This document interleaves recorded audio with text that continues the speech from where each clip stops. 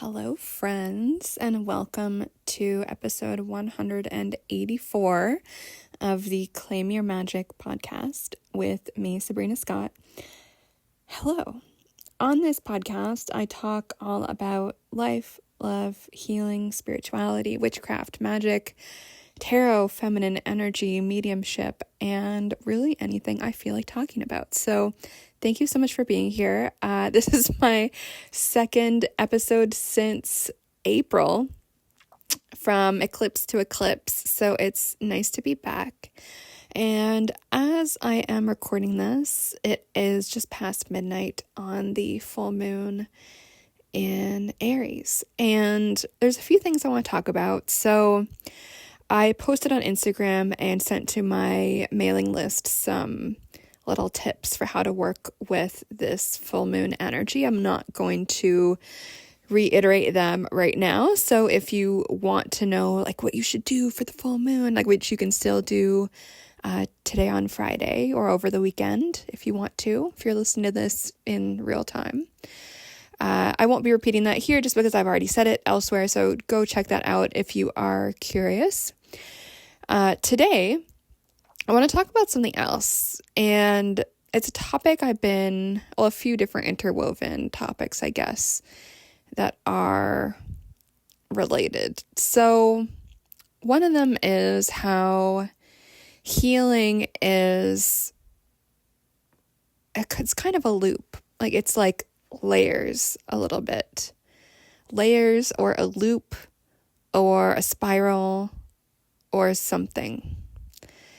It keeps kind of folding in on itself. It reminds me a little, this is going to sound ridiculous. I don't know why I'm hungry at midnight, but it reminds me of that dish where it's like a ton of really sliced potatoes, like really thin, and they are like fried together, and it's like these constant layers of potato, and it's fucking delicious. And I feel like that's kind of what healing trauma is like. It's like there's so many layers, and you could try to eat the whole thing at once. And I guess with potatoes that's fried, you kind of can. So maybe this doesn't make any sense, but there is like all of these layers and they're kind of stuck together. And it's like if you try to peel one, you're probably going to peel a few more. And it's just this never ending layers.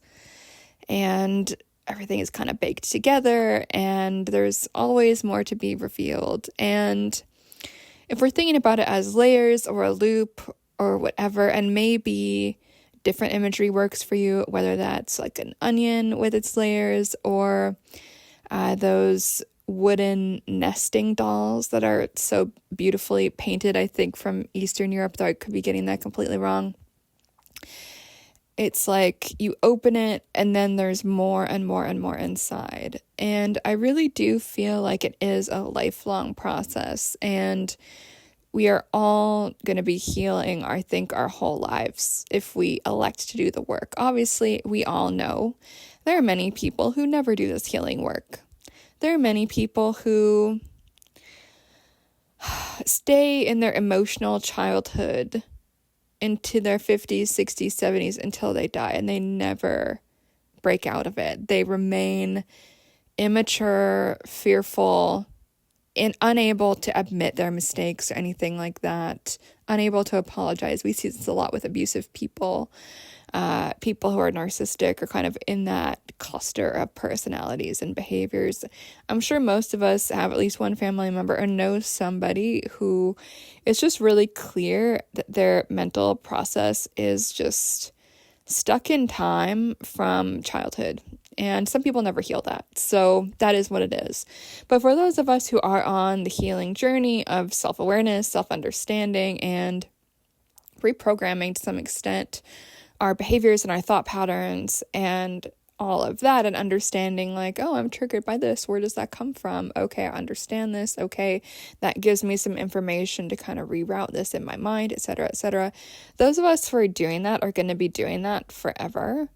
And obviously it does get easier over time, and things get less potent over time, and things are less extreme over time. Like the blips or the triggers are not going to ruin your day. it'll just hit you for like an hour or 30 minutes, and you'll maybe cry or feel feelings and journal it out or take a shower, whatever you need to do, go for a run, and then it will pass.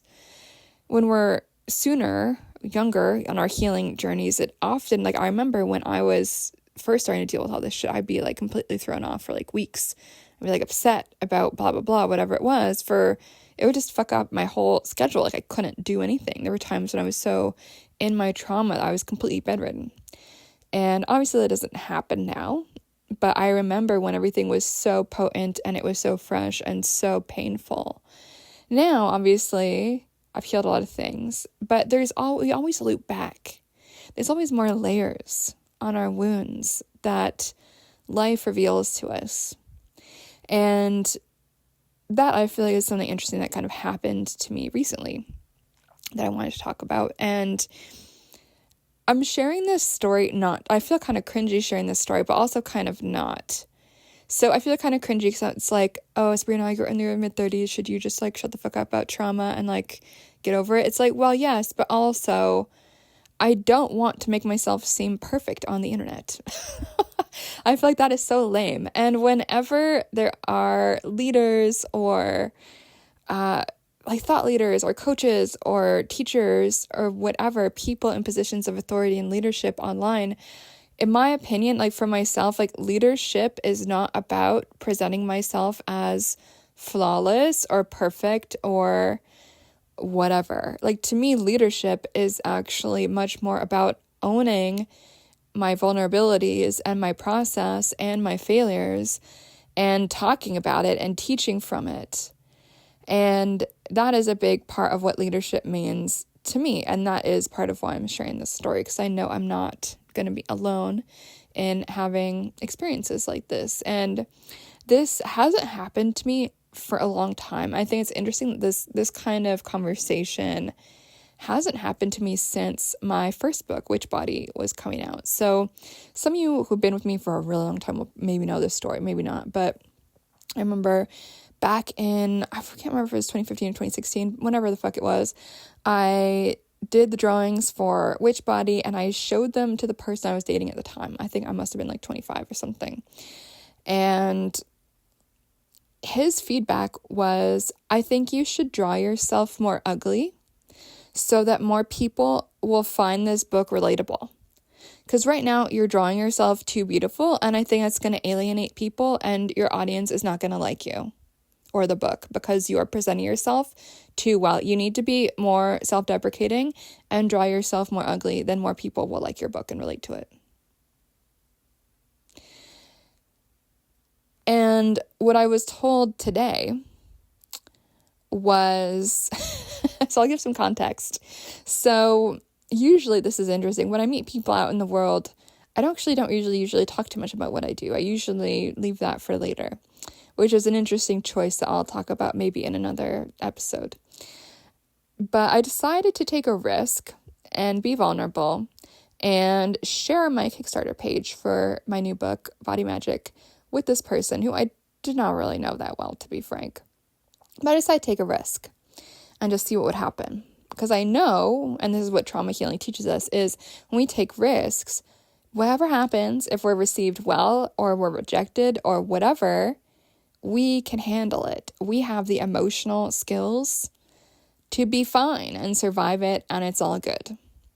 And so anyway, I sent this person my Kickstarter, and what he said was, this project seems really self-serving, and I don't think you should phrase it as you change people's lives. I think you should phrase it in this different way.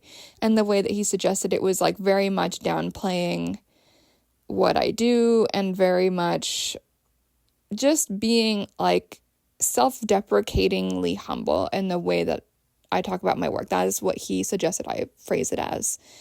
And I'm a very confident person, but I fucking burst out crying and was so upset. And so I cried for 10 minutes. I told the person to go fuck himself and that my feelings were incredibly hurt and like have a good evening and like ignored my phone. And it got me thinking in a few different ways. So obviously, one of the ways is like, clearly this is a trigger for me. And what's really interesting is I'm able to react to it now. I'm able to cry. I'm able to be hurt. In the past, like almost 10 years ago now, when that ex of mine told me to draw myself uglier, I, interestingly, was not upset. I did not cry. I did not tell him off. I just said, no, and then moved on with my day. And so there's something really interesting about this difference in reaction as I've moved forward in my healing. 10 years ago, I was so used to being emotionally neglected, and I was so used to being told that I wasn't shit, that I didn't even react. Like that, what he said to me did not even at the time strike me as unusual, because that is the lack of interest and support that I had received in childhood. No one fucking thought I was shit when I was growing up. I was always told that I was too self-important, too selfish, too whatever, too arrogant, too this, too that. I was in trouble for taking up space. I was in trouble for claiming that what I had to say is important, claiming that my art is important, claiming that my dreams are important. All of that was positioned as arrogant when I was a child. Arrogant, inappropriate, selfish, etc. And so 10 years ago, when my ex told me to draw myself uglier, it was normal. Obviously fucked up, but like my brain couldn't react against it. But now I'm healed enough that I'm able to react appropriately in the present moment. And this is a really interesting thing with trauma, right? Because when we're healing trauma, when we're so close to it, when we're in that danger zone, what our body will often do, and this is likely what happened to me as well in childhood as well as 10 years ago, is we will have a delayed reaction. Instead of reacting in the moment, whether that's crying or like telling someone off, being angry, whatever it is, instead of doing that in the present moment, in a traumatic situation, if we're so traumatized, we will delay the reaction. Maybe it will happen a month later, maybe years later, maybe an hour later, but more often it's a long fucking lag. And so trauma healing, in my experience, has been about shortening that gap and feeling safe enough in our body and in the universe to be able to react in the present moment. I knew it was safe to do that. It was a text conversation. Nothing is going to happen to me. It's fine. I was able to call someone out, be mad, and also be sad and hurt. And of course, being hurt by that also reveals to me that there is a wound inside of me around taking up space that I still probably need to heal a little bit. I sometimes tell the story of waiting for the streetcar after a concert a few years ago. And I remember this guy pulled up his car and said, "Hey, you." And I said, "What?" And he said, "You're really ugly," and then laughed and drove away. And I tell this story because I actually didn't care that he said that. Whereas maybe 10 years ago, that would have upset me if some random stranger said that. But a few years ago, I did not actually care. And it wasn't the numb trauma delayed reaction not care.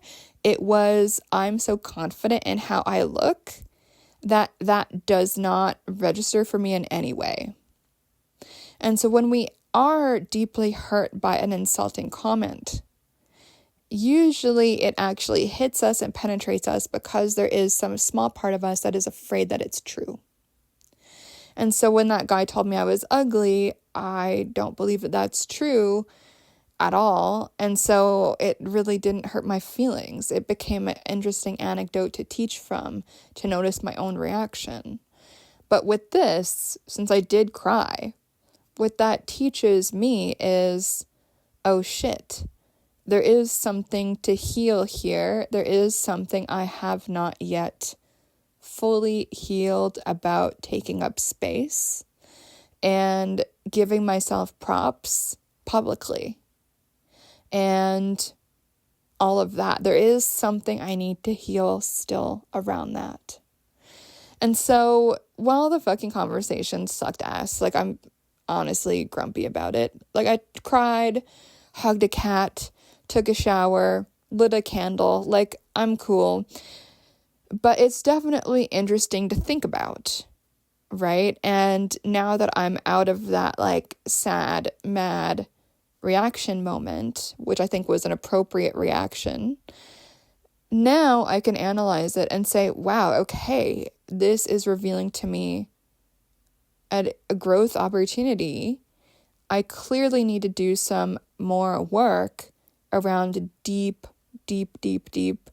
childhood wounds around worthiness and what else? Sharing my truth, my work, my art, my writing, all of that.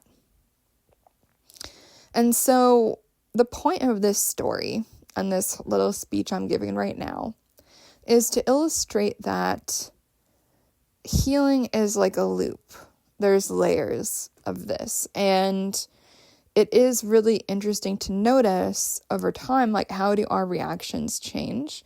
And what do our reactions teach us about what we've healed, what we've moved past genuinely, and then what still kind of bugs us in some kind of way.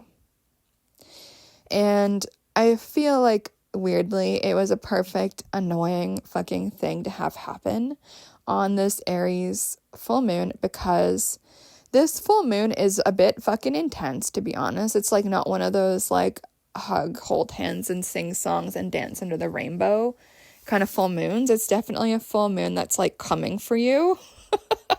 I've heard from a lot of people that this full moon is giving them tower energy, and to some extent, honestly, like, I'm not opposed to that interpretation. Like, there is an intensity with this full moon that I think is hitting most of us in a healing-oriented part of our life.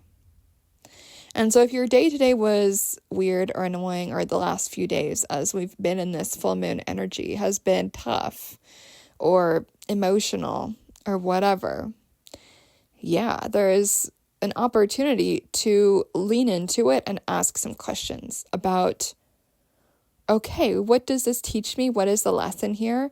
Yeah, I'm going to cry. Yeah, I'm going to, like, whatever, be mad, whatever it is you need to feel. But ask yourself, once you've cooled down and just taken a moment, what is the opportunity for learning right now? And how can I work with that to move forward? And what can that teach me about what I'm not seeing or what I have missed? And in my case, you know, I think sometimes when we are in these situations, it's an opportunity to correct past behavior. And what I mean by that is not this like self-judgmental kind of thing. It's more like, in the past, let's say, I wasn't always able to stand up for myself when I was insulted or denigrated or told I wasn't shit or whatever the fuck it was.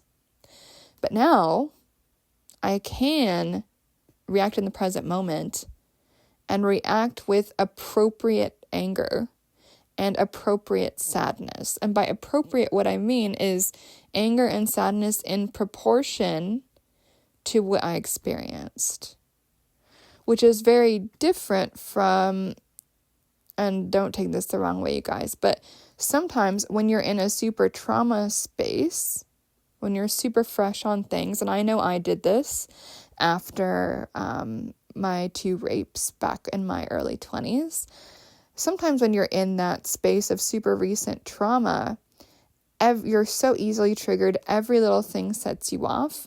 So a comment that is not even hostile can completely send you off the deep end. And I know for a fact that there's definitely some people that I probably owe apologies to for overreacting when I was in trauma land, like, for sure. Because, and I'm really thankful that whoever it is I had apologies to, like, has not badmouthed me on the internet or whatever. because I think there were some people who were like trying to actually like be nice, but I was just so in my trauma and I was so fucked up from those experiences that every little thing that was said, I completely overreacted to. So this is a really interesting thing with trauma, is sometimes with like actual bad things that happen, people underreact. And then when things are actually normal, sometimes people overreact. And so as we're on our healing journey, we can kind of find equilibrium and find the appropriate reaction. And if we don't react, it's for good reason. And if we do react, it's for a good reason. And it's all happening in real time in proportion to what is going on. And so that is just some food for thought. I should probably end this a little bit of a disclaimer. Like, yes, I am doing my PhD in mental health and psychology and trauma related topics, but I am not a medical doctor. I'm not a psychologist, nor will I be at the end of my PhD. I'm not a psychiatrist. I'm not a social worker. I'm not a counselor. I'm not any of that stuff. This is just my own opinion from my PhD research and my own experience as someone who has been working a really long time to heal this fun thing called CPTSD. And so I'm just sharing from my own experience. It is not meant to be medical advice, as my disclaimer. Just some observations that I hope that you will find interesting or useful or thought-provoking or something. So I'm going to leave you with that. And I'm going to stop myself from going off on a rant about how interesting it is that so many people seem so uncomfortable with women who step into their power and who claim their abilities with confidence in public, whether that's around beauty or career stuff or art or creativity or whatever that happens to be. And I just want to end this episode by saying I would love to see more confidence in the world. I want to see more people love themselves, and I want more people to be bigging themselves up about what the fuck it is they do in the world. I want more people to be talking amazingness about their own art. I want people to be confident and love themselves, and that is what I want for this world. And I would never dream of like saying some certain things to people. Like, it's just crazy. So I hope that people who feel the need to comment as such on other people's confidence and happiness, I hope they find their own healing journey and figure out why the fuck it is they feel compelled to speak to others that way. So just want to leave with that. And so if you are feeling insecure or unconfident, or someone has said something either lately or in the past that denigrates you or insults you or tells you to humble yourself, and I think we all are self-aware enough to know like what we're good at and what we're not good at. Like, I know for sure what my weaknesses are. Like, I suck at accounting and like fucking forms. I hate that shit. I also don't particularly like cleaning. Like, I do it, but I don't like it, and I'm sure there's things I could do better. And I think we're all self-aware enough to know our strengths and weaknesses. And if you know your strengths, I think there's nothing fucking wrong with leaning into it and owning it and telling anyone who does not get it and who wants to bring you down to just like fuck off. Like, I think that's completely reasonable. And that is me speaking right now on the Aries full fucking moon. Don't fuck with Aries. It is an intense fucking energy. It's the first sign of the Western zodiac. It is getting us off to a fucking bang. It is all about initiation, starting things, seizing the fucking day. And yeah, there you go. That's the episode. That's all I have to say for now. I also do want to give a little heads up on the Kickstarter. It is, I think, 30% funded. I would love it if we could get to 100% by the end of the month. That would be awesome. Do I 100% think that's going to happen? Right now, I really don't know. But I would really love it if that happened, and if you could give your support to that campaign, it would really make my day. The link to that is on my Instagram. And if you look up Kickstarter Body Magic Sabrina Scott, I'm sure it will come up. if you can't find it, just send me a DM on Instagram or an email or something, and we will get you hooked up with that. And for everyone who has pledged so far, I think there's 44 of you right now. Thank you so much. You guys have made my life. So thank you. It means a lot that people are supporting this project. It's incredibly close to my heart, and in contrast to what this mean person said, it is not a self-serving project at all. It is all about bringing light and healing and hope to people who need it, because I know a lot of people experience trauma, but not everyone talks about it publicly. I know it is a thing that a lot of people keep secret or are ashamed about, and it doesn't often see the light of day, but I know that there's a lot of people out there who have experienced it and who are still healing, and part of the point of this book is to give a positive example and just to voice something that's not very easy to talk about, and to shine by example that if I can share my story, maybe you can share your story too. And yeah, I'm gonna cry now because I'm so moved by that. I'm moving myself, you guys. No, but I really believe that more of survivors' stories need to be out there, and if my book can inspire you or whoever is listening, to share their own stories of survival and hope and healing, then I will consider myself to have done my job, because the world needs more stories of hope and healing, and that is just how I feel. Okay, so you can find me at sabrinamscott.com. You can send me an email, ceo@sabrinamscott.com. And my Instagram is Sabrina M. Scott. My YouTube is Sabrina Scott. And what else? Of course, my clothing, shop sabrinamscott.com. Oh yeah, and I'm also doing unlimited cards tarot reading over email this week for $150 US. So if you're in Canada, you can e-transfer me sabrinadraws@gmail.com. I think it's 207 Canadian or something, or paypal.me/witchbody. $150 US, and it is a million cards, honestly, as well as oracle cards. And how it works is just email me all of your life drama, whatever is on your mind, what's stressing you out, what's upsetting you, what you're confused about, what you need insight on, whatever it is you need to know. Just honestly, trauma dump into my email, and I will hook you up with an in-depth tarot reading over email.